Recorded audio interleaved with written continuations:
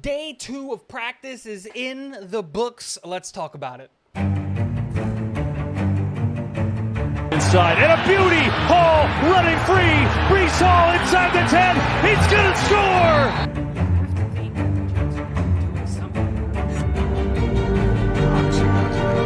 What is going on, guys? Welcome back to Talking Jets with Tigo. My name is Tigo, and today we're going to be talking about day 2 of practice of the New York Jets at minicamp. Obviously, a lot of players there, a lot of players getting the opportunity to shine. We're going to be covering all of the stories all training camp long, so make sure to hit the like button if you like the content and hit the subscribe button so that you can watch all of the Talking Jets with Tigo content that is coming your way this season. But let's talk about practice. A little bit longer of a session today. We all know and kind of expected that this was going to be the trend. They were going to build upon the previous day's work. So today's session, a little bit longer than yesterday's session. The expectation is that the next session, which I believe is going to be on Monday, is going to be a little bit longer than today's session. And they're going to continue building and slowly installing the offense and the defense as time goes on. Speaking of the installs, the defense is definitely better than the offense right now, but that is to be expected. There is no need to panic yet. Remember, the defense did not lose that many key players in the same way that the offense added a ton of key players. We have a relatively brand new offensive line. We have a whole new quarterback. We have a whole new wide receiver room. And I think the biggest and most important thing is we have a new offensive coordinator installing a new offense. So let's relax. This is to be expected, but the defense was definitely better than the offense today, and it was just another uneventful day for Aaron Rodgers. Now, he didn't make his mistakes. He didn't do anything like that. It was just uneventful.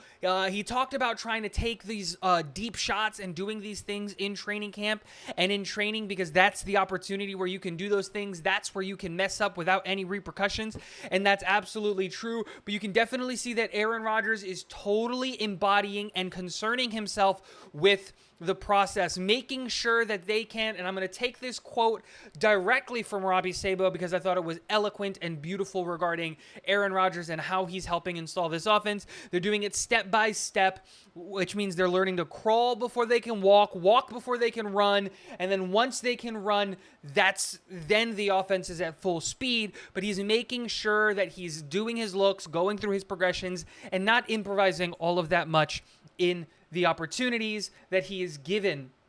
Zach Wilson.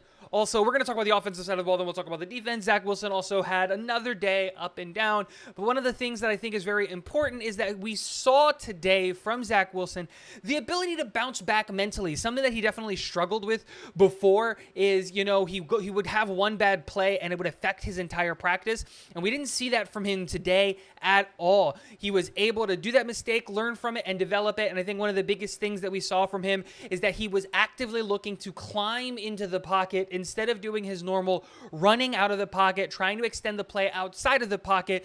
He's trying to better himself and go up the pocket. Another player that I wanted to talk about is Jason Brownlee, who is and should be the favorite to be wide receiver 6 for this team. Aaron Rodgers has found a really, really big liking into Jason Brownlee to the point to where he made a catch from Aaron Rodgers, and Aaron Rodgers came up and gave him a helmet tap, and that connection seems to be like this might be another Allen Lazard in the making, a wide receiver that Aaron Rodgers, for some reason, just found a liking to, found an akin to, and is going to make sure that he's a part of the offense because he sees something in Jason Brownlee's skill set that can be an asset to this team, which is absolutely fantastic. And the last thing two things on the offense that I wanted to talk about is the running back room. I think it is very, very important, the competition that we're going to see between Bam Knight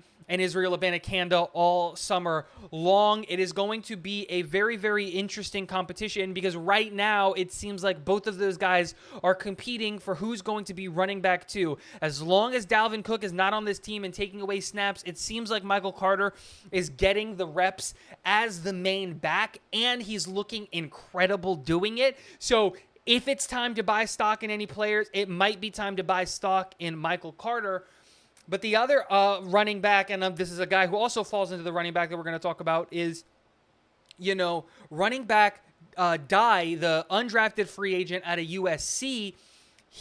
I mentioned this in one of my previous videos. He definitely has an opportunity to make this roster. He has a very interesting skill set, and I believe he would have been drafted if he didn't get hurt last year. But he got hurt. He missed some time. So the expectation is, you know what? He has a real shot to make this team. And then the last thing is you're starting to see a lot of work from the fullback, Nick Bawden. I said this, and I still believe it. I think Nick Bawden is a lock to make this roster. Nathaniel Hackett likes running a fullback, and when Nick Bawden is on the field, he's one of the best fullbacks in the NFL, and his skill set is unparalleled and unmatched in the specific aspect of being a fullback from any of the other tight ends that we have on the roster. Yes, CJ Uzomah, Jeremy Ruckert can play the fullback, but they're not going to be as exceptional at that position like Nick Bawden is. But where do you fit him on the 53-man roster? That is a very interesting question. And then the last conversation is going to be about the offensive line. Becton and Billy Turner are still rotating reps at the left tackle position. Max Mitchell taking reps at the right tackle position and rotating as well. A lot of rotation happening in the offensive tackle rooms while Dwayne Brown is out on the physically unable to perform list, which is really good. We're starting to see a lot of things. Becton looks really, really explosive and really, really good on his feet. And he just looks light, which is really, really good, but just as powerful as we did it before. And also, you can visibly see and hear the difference that we're seeing from the offensive line coach in Keith Carter. That is something that we did not have with Benton last year.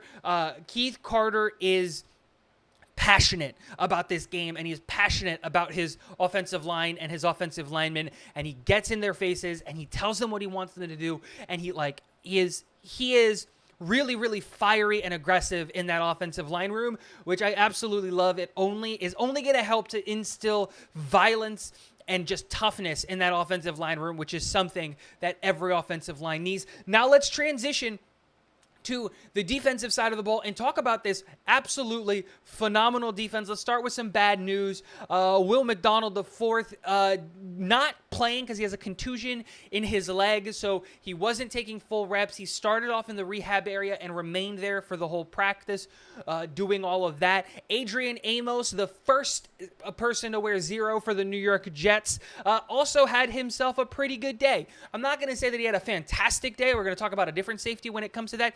He had a good day, and that's absolutely phenomenal. We're getting depth at the safety position, and Amos's skill set, while not totally 100% what we're looking for in that single high safety, if there is a football team that can absolutely use a not so rangy middle third, it's the New York Jets, because we have the most elite cornerback trio in the NFL. Sauce and DJ on the outsides as deep thirds are some of the best in that responsibility. And Michael Carter absolutely dominates the middle of the field when he needs to, and it can absolutely help a safety with anything underneath in those reps. But I don't want to talk about those guys because we know how elite those guys are. I want to talk about a guy who absolutely stole the show today, was the talking piece of practice today, and that is Tony Adams. Was absolutely the star of the day. My expectation is that Tony Adams is going to be starting at free safety.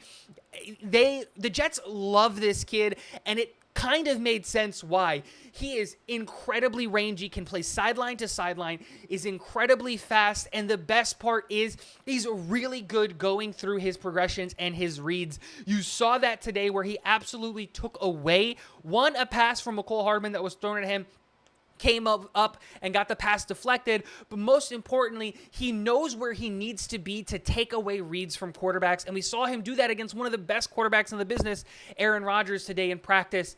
Absolutely phenomenal. Love what we're seeing out of the kid, but also the defensive line getting really, really fiery. JFM got really, really close to sacking Aaron Rodgers today and having those conversations and all of that stuff, but the defense just had a phenomenal, phenomenal day. And then we got to talk about it. Mo Wilkerson was at the field today as well. Is there anything else on my list that I need to talk about?